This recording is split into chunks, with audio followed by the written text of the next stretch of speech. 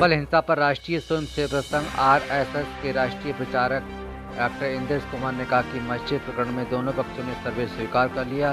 इसमें जो वोट की खरीद फरोख्त करते हैं, वोटों का ध्रुवीकरण करते हैं, उनकी पोल खुल चुकी है। ऐसे में जो चुनाव हार गए, ये हिंसा उन्हीं की देन है।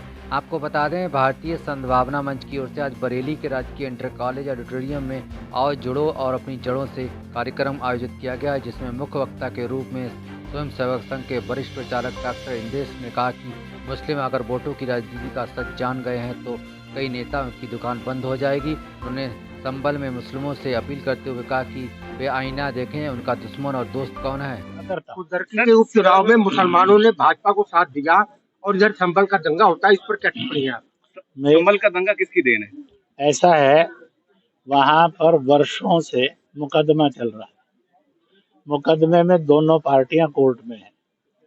दोनों पार्टियों ने कोर्ट को स्वीकार किया। उन्होंने जब कहा कि इसकी जानकारी के लिए सर्वे होगा, दोनों पार्टियों ने स्वीकार किया और उसके अनुसार सर्वे होने के लिए वो गए।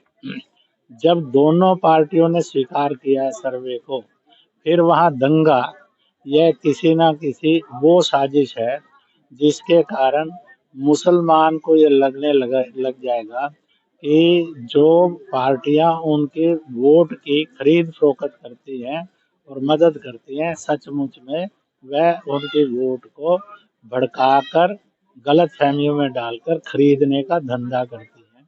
इसलिए जो हार गए उपचुनाव, उनकी ये देन है।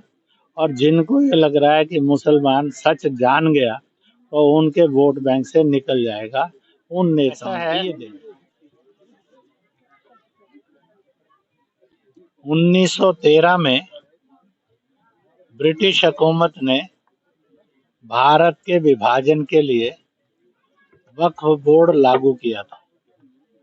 उससे पहले जो भी मुगल बादशाह थे, उन्होंने किसी ने भी वक्फ बोर्ड अपने यहाँ लागू नहीं होने दिया।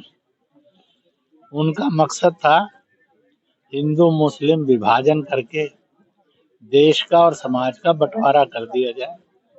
अल्टीमेटली 1947 में वो अपने षड्यंत्र में सफल हुए और दो संप्रदायों के बीच में जहर घोलकर समाज का और देश का बंटवारा करके चले गए। उसके बाद लगातार कांग्रेस की या अन्य दलों की जो हुकूमतें रही, वो वक्फ बोर्ड का मजहबी नेताओं से मिलकर एक दुरुपयोग करते रहे। वह दुरुपयोग था कि मजहबी नेता मुसलमानों को आरएसएस, बीजेपी, विश्व हिंदू परिषद, राष्ट्रीयता, इसके खिलाफ इतनी दहशत पैदा कर दे कि वो उनसे इतनी नफरत करें कि उनके दुश्मन बन जाए। और इसलिए मजहबी नेताओं ने सियासी नेताओं से मिलकर एक ताना बाना बुना। मजहबी नेता डराएंगे और उनको वोट के रूप में इकट्ठा करेंगे और सियासी नेता उसमें मदद करके और उस वोट के खरीदार बनेंगे।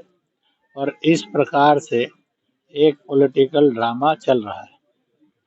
आज वक्फ बोर्ड 2024 इसकी अमेंडमेंट आई है। अमेंडमेंट में ये कहीं नहीं है कि किसी प्रकार की वक्फ की गई संपत्तियों पर कब्जा करना है। जो ये बोलते हैं वो सब नेता और दल झूठ बोलते हैं, झूठ बहकाते और भड़काते हैं।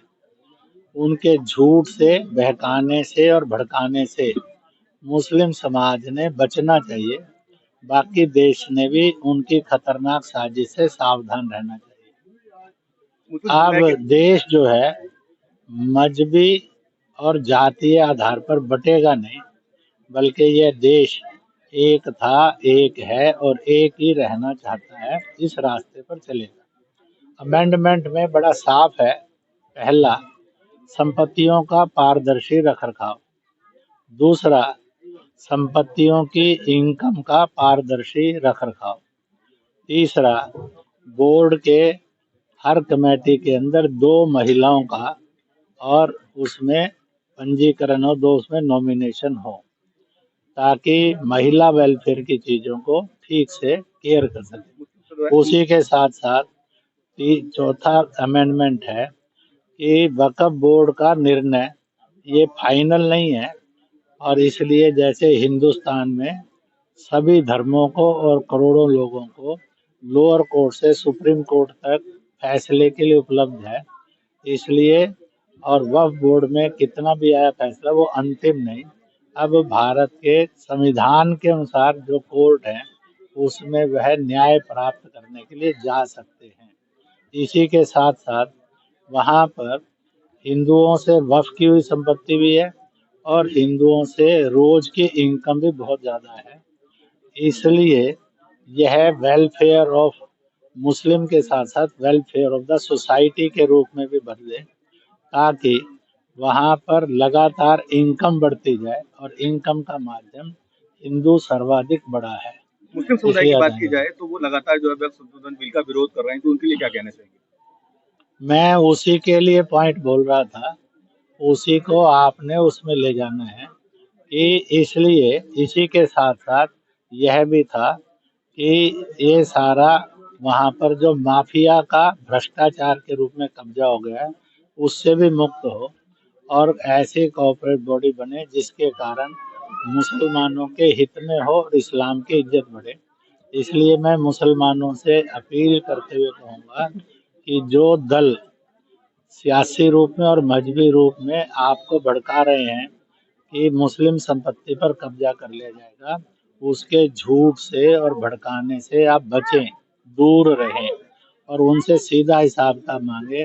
वेलफेयर, पारदर्शी रख रखाव, जस्टिस मिलना, ये सारा जब हमें दिया जा रहा है तो विरोध क्यों? ये सरकार आज की ऐसी है, मुसलमान वोट दे या ना दे, वो वेलफेयर कर रही है, करती रहेगी, उसको कोई रोक नहीं सकता। मुसलमान को सोचना है वो गलत लोगों के और गुमराह करने वालों के हाथ का खिलौना बने, या वो निकलकर एक खुददार हिंदुस्तानी के रूप में जिए। और इसलिए आज एक स्थिति पक्की हो गई है, एक मुस्लिम समुदाय